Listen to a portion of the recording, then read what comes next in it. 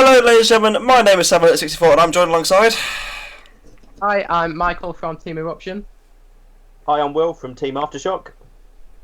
And I'm Anderson9132 from Warwickshire. Woo. And welcome to the RoboCast, the review of Robot Wars Heat 2 of Series 10. It feels like deja vu. You know, we only had you two on, it feels only like a few weeks ago that we had you on for the grand final. It's kind of strange that what was your reaction to the draw when you guys saw that you were together, and then obviously that you saw you with Carbide? Well, I mean, I found out travelling up to Glasgow, actually, it was Michael that told me. All right. And at that point, we thought, no, let's just turn the car around and go home then. Worst case scenario, I think. I mean, I'm sure deep down both of you wanted to beat Carbide because of for beating you last series. Well, yeah, but not enough to get it in the heat. Yeah, I think we both wanted to avoid it for as long as possible. Which is fair. I mean, I can understand that. I mean, you know, and then obviously fighting each other in round one. I mean, you guys obviously have fought endless times on the live circuit. Obviously, you fought last series as well. I mean, knowing that one of you would be going out in round one. I mean, obviously the format permits, you know, you come back in, so on and so forth. Was that kind of strange for you guys?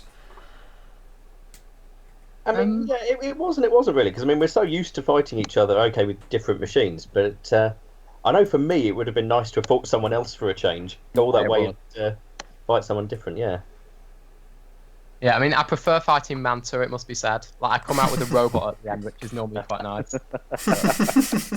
It was quite funny when we turned up. Me and Will had kind of got an inkling we got each other in the heat for a while, if that's fair to say. But yeah, we didn't. We didn't have a clue we got Carbide. Like, it was kind of at the back of your mind, but we sort of thought a few people had said to me, like, you came top two, they're going to do an Apollo Carbide again and put you in the same heat. I sort of said, no, it'd be too obvious to do it again, so I never really believed it. And they put you both in there. Yeah, but I turned up at Glasgow the day before Will, and you turned up, and they'd set the benches out this time, so the 6 heat robots were all in a row. Which is never done before. I'm pretty sure it was just randomly scattered across the pits. Yeah. But we kind of figured out what the heats were. So I went up to one of the producers that's like said, Can you tell me what the heat is yet? And I said, No, we're not supposed to say. Telephone say we're not supposed to say. And I feel like said, come on, you put us on the bench next to Carbide. Like, if you're gonna give me this heat, at least let me know. And they go, yeah, we're calling it the heavy hitters heat. That sounds really good, doesn't it? I'm like, yeah, great. So I called Will to get the bad news. and then Will grabbed the beer and then just thought, well, that's the end then. Yeah, and Will cried the whole way to Scotland. Well, that's that, really. Oh, dear me. Yeah. I mean, I have to say, it was a spectacular lineup, and I think, you know, particularly the first round certainly delivered. I mean, we'll get to your fight later on, and obviously what happened in your fight later on, but that first melee between Carbide, Gabriel 2, and Big Nipper, I mean, I'm sure you guys must have seen it in the pits, just like everyone else did, and what was that like? I mean... Yeah, I mean, it was one of the best fights I think we'd ever seen while we were there in Glasgow, and the whole atmosphere surrounding that fight was just brilliant. I don't think I've ever seen the Roboteers get more involved with a single fight. And yeah, I think the feeling was that it was a lot closer than it was made to appear as well, I think. Yeah, I think there was a good proportion of people thought Gabriel might get it. For me, it was pretty 50-50, but it was, I think, probably the best group battle we've ever had. And it gave people hope. Carbide looked so unstoppable for the whole series last time, and it really struggled to get past round one. So I think it gave us a glimmer of hope, which Carbide soon extinguished. But for a while, it was nice. It gave us something. Yeah, I mean, Anderson, what did you... You've only just seen the episode. What did you reckon? Yeah, it was daft. I mean, I thought, oh, you know what, it survived Pulsar, it survived Dinosaur, this is Carbide, this is something completely different. And I was gobsmacked. I couldn't believe my eyes. I was like... And then when the tyre tore as well, when Carbide's tyre tore and he got stuck for that brief period, I was like, oh my god, this is it. this is how it's ending. This is it. but no, it came back and won. But no, it was really really good, and fair play to again, I'm really bad with names. Sorry. Toby? Is it Toby? Yes. Toby, yeah. Yeah, Toby. Yeah. Fair play to Toby. He did a fantastic job driving there, and he was very aggressive as well. Like, he didn't back down just because his wheels were getting mauled. You know, he actually did try, and yeah, it was a 110% effort put in, and you know, fair play to the team and the robot for withstanding it. Yeah, I mean, you know, as they said afterwards, you know, going 3 minutes with Carbide, as both of you guys found out last series, is nigh on impossible. You know, I think Michael, you came the closest with 2 minutes, and then you just kind of got. It was almost 2 minutes. Yeah, almost. And then you just got erased from existence, really, didn't you? After that point, but then, you know, and a credit to Big Nipper as well for staying out of the way. To be honest with you, I have to say, it was the Gabriel's entanglement actually worked. It caught. I was going to say, wrapped around the wheel on Nipper, but it took out the wrong robot. Yeah, I have to say, like. I was watching the fight. I've watched it over and over again because why wouldn't you? And I was looking. I was like, why did Big Nipper die? Carbide didn't touch it, and I was like, oh, it was Gabriel hit it, and it took out the wheel at the back. It was very surprising for me. I mean, fighting Carbide like that.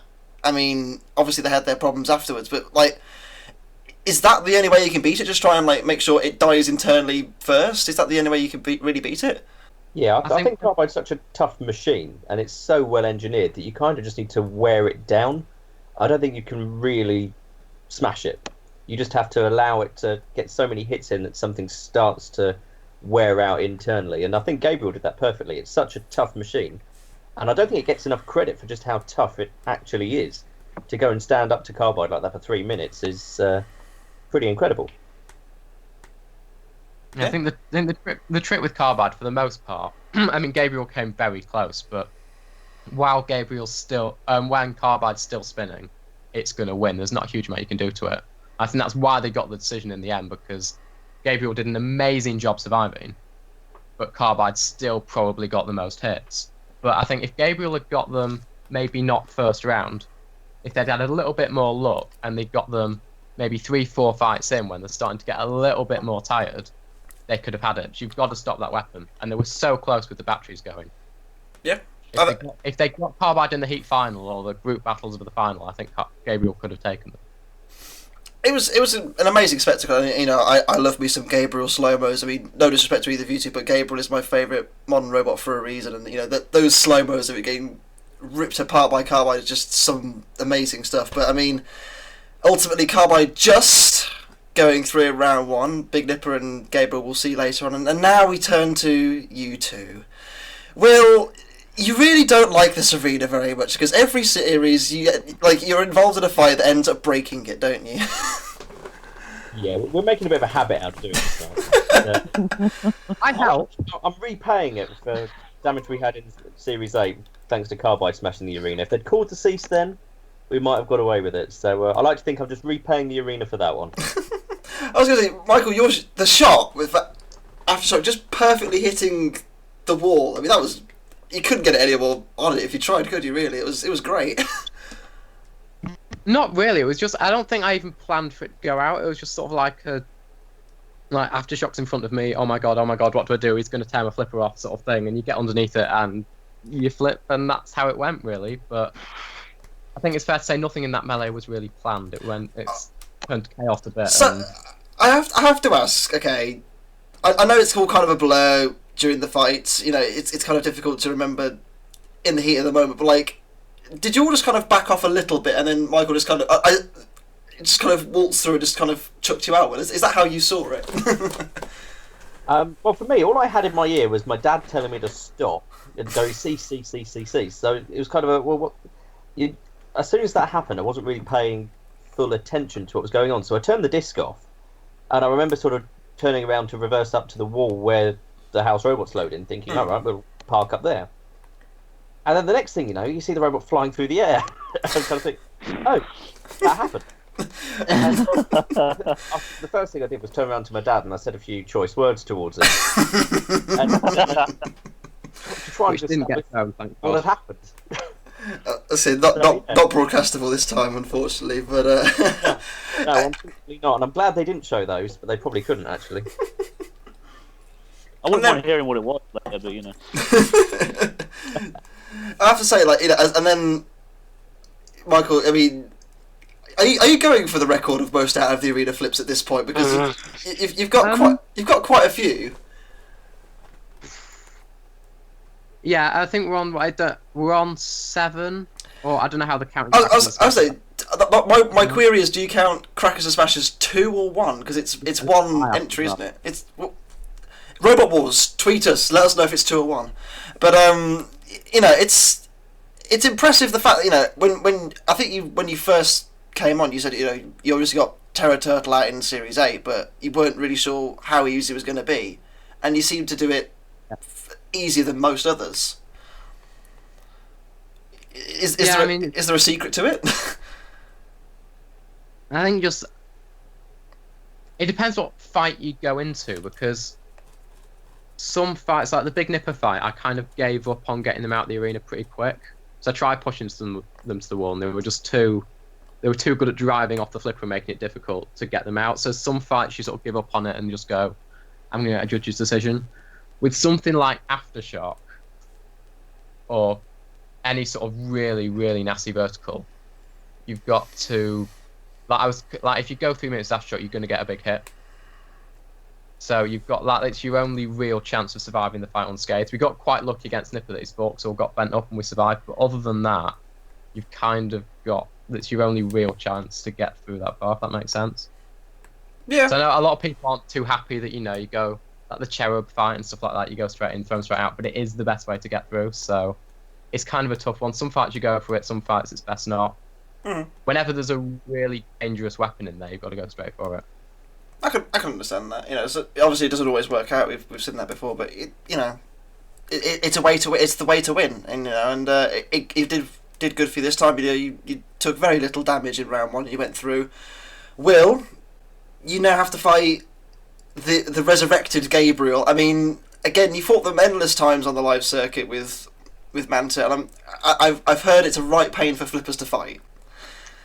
Yeah. So how happy were you that, you know, with a big disc you could finally wreak some revenge on Gabriel? That's, you know, it's such a pain for flippers to fight.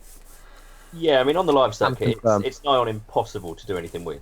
So to get the chance with Aftershock, I mean, when I first built Inertia, the featherweight one, my first fight was against Seraphim, which was basically the mini Gabriel that they had. And that fight went pretty well for us. We managed to hit the body and take the link out. So it was sort of that fight that scaled up gave me a bit more confidence, thinking that we're one of the few spinners that can actually go and hit their body. And we did a bit of measuring up before the fight and realised, yep, we can definitely hit them. So we were probably one of the best equipped ones to take them on. So yeah, we felt quite happy about going in with them for that one. I mean, you did get a bit snared up halfway through. I mean, how bad was that, or was it not the case in the end? Actually, their entanglement took out our weapon motor in the end. Oh, really? Everything was so tight after that fight, we couldn't actually turn the disc by hand. It had completely locked the thing up. By the time we'd removed, I think we had about 2 meters of rope wrapped around our disc by the time we took it all out. Jesus. And yeah, it just cooked our weapon motor. So it had that fight gone on for another 30 seconds or so, we'd have probably lost our weapon entirely. Probably in a great big sort of fireball. And they'd have probably had it. That would have been pretty grim. That would have been, you know, goodbye arena. Anderson. How does it feel? How does it feel, Will, just quickly, knowing that you could actually KO Gabriel and Carbide couldn't? It was quite nice on a personal level, just for all those times we got smashed by Gabriel on the live circuit. But at the same time, we do get on very well with Craig and the kids as well. So it was kind of a double-edged sword on that one. It was nice to beat them and know that we could beat Gabriel, but at the same time, we didn't really want to knock them out. You know, I think, I mean, particularly after that first fight, you know, I kind of felt bad that Gabriel was in this heat, really, because seeing the potential that it, obviously, you know, a lot of people know the potential that it has got to cause problems in you know, later on in the competition, but it's just such a shame to lose such a good robot so early. I think, you know, it's. I mean, go on. Can you be any unluckier, really? Like, if you were to write down your like nightmare draw, They got Carbide first round, then Aftershock. It gets much worse. It's not great, is it really? And they still put up an amazing fight. So like,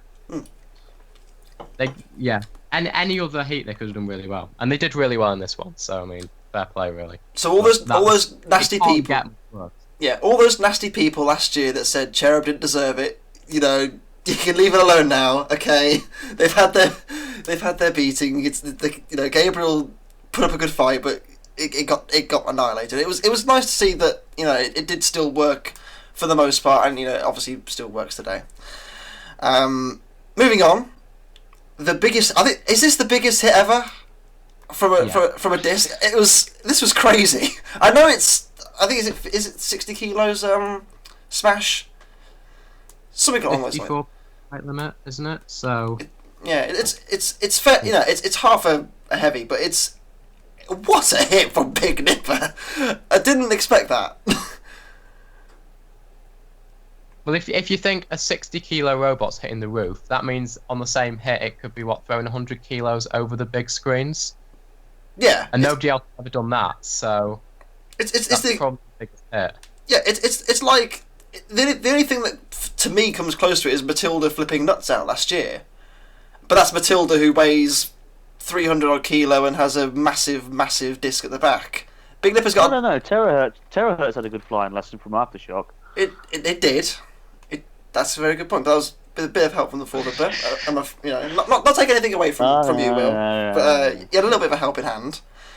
I just thought, what an amazing spectacle. I mean, the fight itself, unfortunately, kind of fizzled out quite quickly. But it just, the sheer power of Nipper's weapon, I just didn't. I know that they're fantastic engineers and they've built a wonderful robot, but it just, the scale of it's kind of crazy.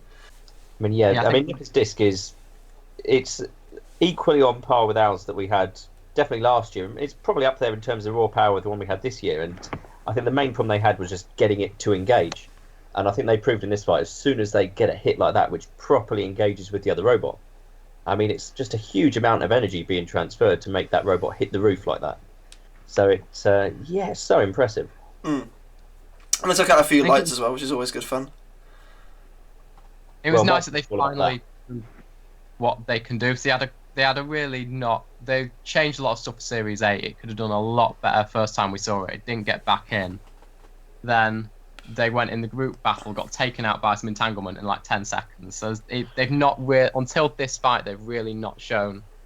Like we've all known as the teams backstage what an amazing machine this is, but they've not had a chance to show it until now. And there's loads of people predicting this is the heat of the big three: Eruption, Carbide, and Aftershock. But Big Nipper's as good as all of those, at least. So that's a really serious threat.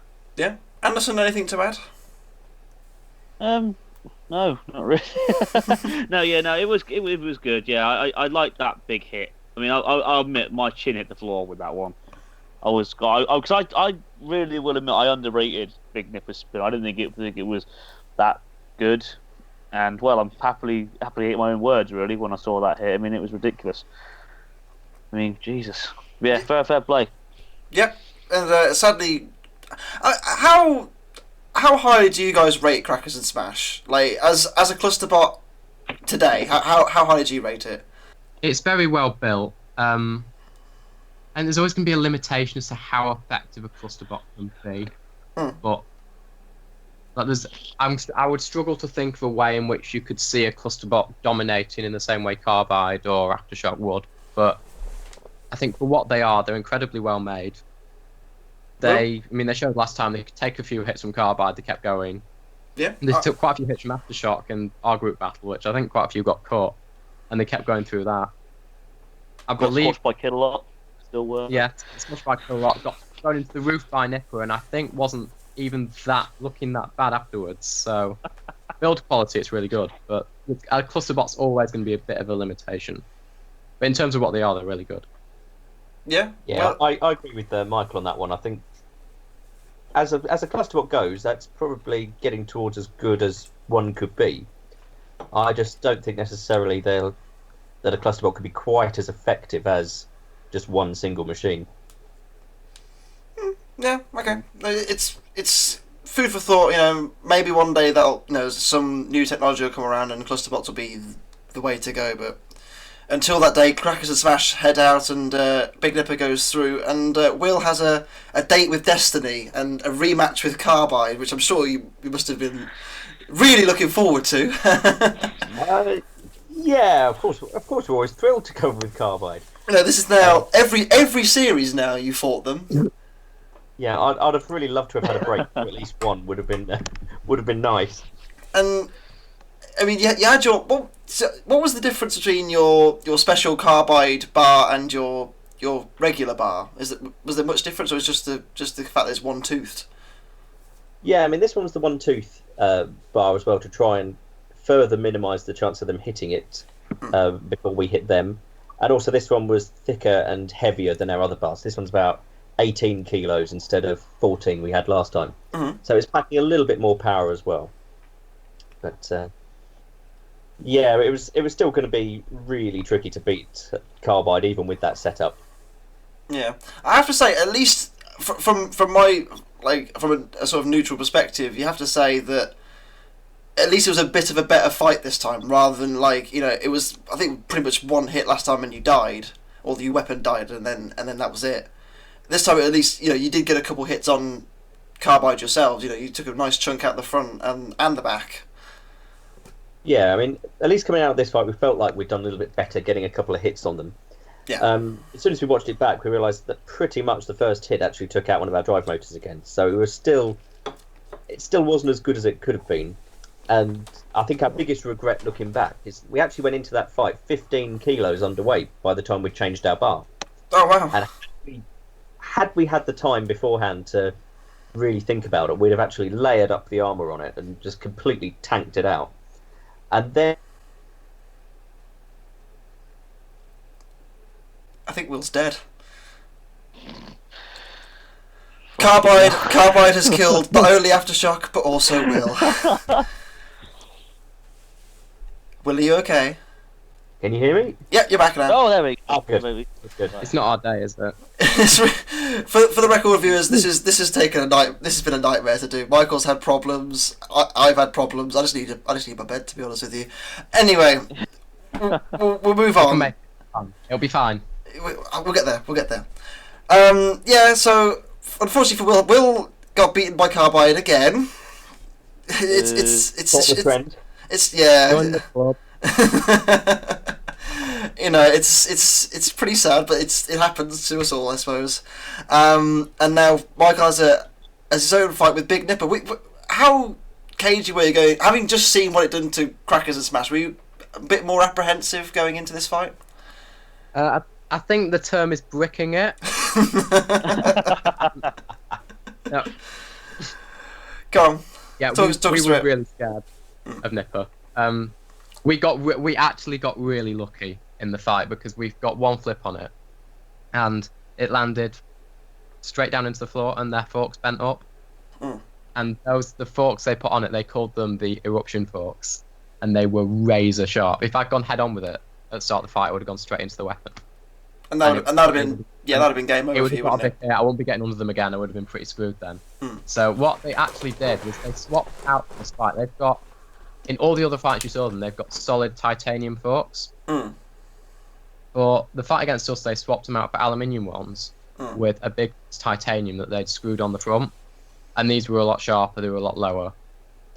But they were just a bit weaker. And if I would have looked at them and said they'd be absolutely fine, but I think they must have just got one wrong landing.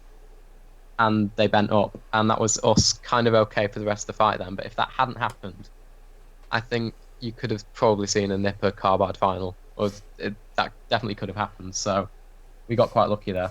It was quite a cagey fight. I mean, Big Nipper seemed just from externally sort of just run away for the whole fight, and you chased them down. But I think that was their only option, because there was no way they could really gain a purchase on the front of you guys, and you weren't exactly going to show your back end to Big Nipper just to hit you. So it was a case of they had to wait for you to make a mistake, which you didn't do.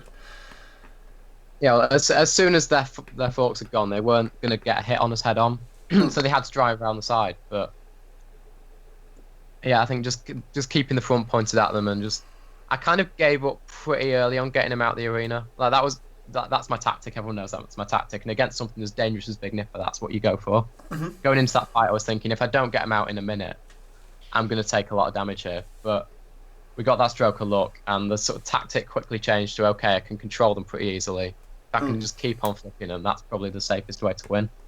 But yeah, they had to drive around the side of us, get a big hit on the side, and they did. They got they got us on the side pods. Yeah. But we'd made for this series new side pods which were HDPE, they were 30mm thick. So what that meant was where it's hitting, it's got something really soft that it's just sort of like chewing through, not getting a big engagement. So that's what saved us there. If you saw on our fight against Will last year, we had on the big 8mm thick, what are now the big horizontal spinner pods. Right. But that's hard, so if a vertical spinner hits that, they get a big engagement, that twists the whole shell. And after our fight against Aftershock last year, we were in really bad shape. So we changed that up, and I think that's another thing that saved us here, really. They worked really well. That's pretty... So basically what you're saying is Will cost you the final last year. Oh, and no, I think half. Will definitely didn't. No, we limped in. Like it was. No, I'm sure I've probably told the story before. It took hours and hours and hours just to get moving to go in, and even then, it was the front end was like 2 centimeters off the ground. Like, yeah. Even if I got round the side of it, I probably wouldn't have got under him. So, no, we wanted to avoid that, so made some changes. I mean, it clearly was. Obviously, Big Nipper beaten to fight Will, and I think Will, you fought every single robot in this episode. Yeah, I think we had to go against. Actually, I think we did fight all of them. Actually, yeah. Which is quite a cool thing, but I mean, well against any of them, really, did we? Apart from Gabriel. I mean, talk us through the Big Nipper fight. What was the tactics going into that? Well, with Nipper, we knew that the chance are if we had one decent hit somewhere along one of the sides, because everything's so precisely machined and so tightly packed, that if we could just misalign something by even just a couple of mil, it would probably cause some severe damage, to lock up a drive or something like that. However, we still went in with the bigger disc, and the drive was still very, very twitchy. As soon as we tried to turn, it would just start lifting one side off the ground, and that was all that Big Nipper needed. They could then hit us head on without worrying about us getting underneath them, and that kind of set the tone for the fight, really. Like, is there a point when, you know, obviously, for TV terms, bigger is better. Is there a point where it becomes too much and you just basically have to think more control than power? Yeah, I think we've reached that point now. I mean, I think the Big Nipper fight really highlights just how dodgy the control actually was. Because I think you see that most of the fight, the front of the robot isn't level on the ground. And because it was very sort of close quarters, we were always trying to get round the side of each other. We were constantly trying to turn and get the upper hand, and I just don't think we had the setup right for keeping it level. Had we maybe gone for the lighter disc or one of the bars, we'd have been running a lot more flat. We might have had the chance to get round the side and give them a good hit. So, yeah, I think bigger wasn't better this time. Anderson, anything to add? I liked this battle because whilst it was quite short, it was very tactical, and it was short but sweet. And obviously, I'm gutted that Aftershock didn't make it to the grand final. But so this is the first time. I played a Big Nipper though, because I did not rate Big Nipper at all to win this match. I'm no offense to the team or anything, but I thought Aftershock would get a good hit on the side, probably take something off of it, probably give it a few more hits and win. So fair play to them. They stood their ground, they worked their hardest, and they got the job done. And Will, this is the first time since Robot Wars has come back, you're not in the grand final. Yeah, well, we decided this time give someone else a chance. Obviously. No, honestly, I mean, given the heat that we were in, we thought we'd be lucky if we even made it into the 10-way. Yeah. So, I don't think there's any shame in losing to any of the machines that are in this episode. They're all very, very good machines. Where does Aftershock go from here, or is it a new robot potentially for the future? We're sort of in the middle of deciding what we're going to do with it. We're going to get Aftershock repaired and try and take along to some of the Extreme Robots events to try and just get it reliable and get it running. We've got several ideas for what we'd do going forward. I don't really know which route we'll take. I think if we do it again, it'll most likely be with Aftershock, but with some heavy upgrades to make it a bit more reliable. Fair enough. I mean, you know, We all know. Sorry, go ahead, Sam. I mean, by all means. I was going to say we all know that a bum axe would be superior. Stick a bum axe on it. Yeah, That's where we went wrong. That'll do it. It will stop you from getting stuff on your back. Then you see, like what you did this time. So, guaranteed victory. Do it. Faultless logic. I think that's a winner. Well, if I see you turn up, you know, if we see you turn up, you know, Series 11, Series 12 with a bum axe, we all know who to thank here, ladies and gentlemen. We know it started here first, yeah. And then, seeing as though Will had his beatings from Carbide, it's now Michael's turn. You know? It's like a massive queue, isn't there? Just like a queue of people waiting to have their experience. We've all had it 3 times now. We're used to it. Used to the funeral march by now. I have to say, you know, it was kind of, this fight was kind of sad. Like the whole heat was, you know, kind of action packed, and then this heat is just like this final fight. It was like one hit and your drive went on the one side straight away, and I was just like, oh, that's it. I was so disappointed.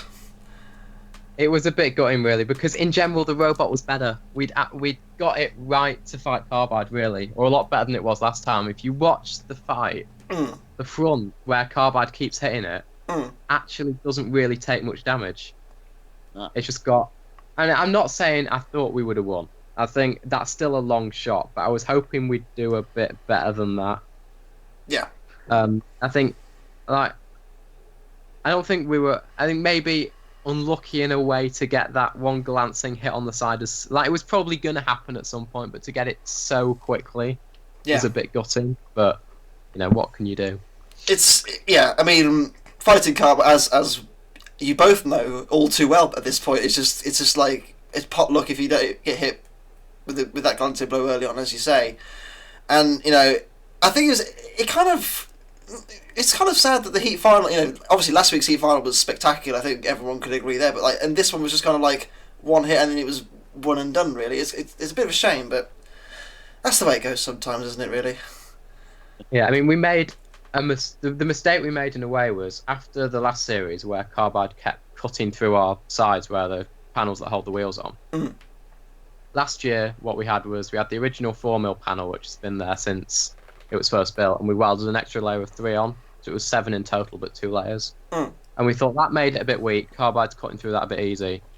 So what we did then was we swapped it this series to a solid piece of 8mm, right, the sides.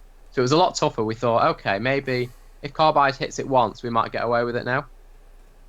What actually happened was it meant it couldn't cut through the panel. It still had a really good go. It shattered part of the panel off. But it just decided to break all the welds instead because the panel was stronger. Now the welds are the next weak point. And the whole panel came off. That's exactly what we wanted to happen, really. I mean, in fairness, it did its job. It just did its job too well, and then something else gave way. One day Carbide will be beaten. Wrap it in bubble wrap. Next time it'll work. Flawless. Maybe we might stand a chance. I know what to do. Take a banana, inflatable banana, and you'll be set. Yes. Heavyweight size inflatable banana. Cover it in polka dot fur. That stops all spinners. It's true. Maybe one day. But anyway, it means that Carbide wins the heat, and Michael, you go into the 10-way with currently so far Big Nipper, Apollo, and Sabretooth. I mean, obviously you'd seen those 3 go in. Who was there a bit of fear or a bit of excitement more for the 10-way? A bit of both. Like, there's obviously you've already seen Sabretooth go in. That's a nasty spinner. Big Nipper can be a nasty spinner. We don't know which weapon it's going to use yet. Like, there's a big, like, you tactic. The spinners are the thing that worry me. With a spinner, you've always got to keep them head on. But in a 10-way, where's the front? They're going to. So, but I go in with this. I take this fight seriously. I want that spot in the final. So, we had a plan. whether it went right or not, you'll have to wait and see. But it was an epic fight. Is the only spoiler I'll give. It was a Did it blood involve flipping? Did it involve flipping robots out of the arena? 'Cause that seems to be your plan most of the time. I can't possibly say. I mean, what do I normally do? I have to say, it's been an absolute pleasure to have you both again. It was regardless of the somewhat anticlimactic fight. I think this was a right. Right. I tried for you. I know you would have done better if your paddle hadn't bent in, but it was. It's what blown off. It's one of those things. There's not much you could do in against that machine. I'm not going to even call it Carbide anymore because it's just bringing up bad memories for the pair of you at this point. Thank you both for making it such an amazing spectacle, and thank you once again for joining us. It's been an absolute pleasure. No, thank you. Not a problem. So all that remains to say is I've been Sam at 64. I've been Anderson 9132. And we will see you next week, and we might even see a certain Mr. Thomas next week representing another team. But we'll get to that when we get to that for Heat 3 of Robot Wars Series 10. Bye bye.